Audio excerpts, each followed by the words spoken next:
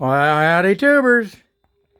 Well, I've been working on this all day because I don't know why my dad put the elevators and the rudder on here before he covered them.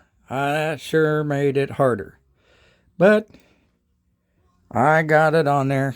Of course, it's been, 12, 13, 14 years since I've covered in Monocoat. And at times you can tell. So, but it'll fly if we can find or get all the electrical stuff to go with what my dad's got. We can get her in the air.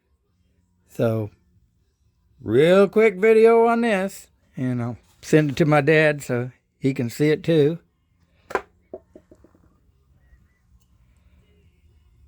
So there it is, a old time Model Works Javelin is what I'm working on. There you go. God bless.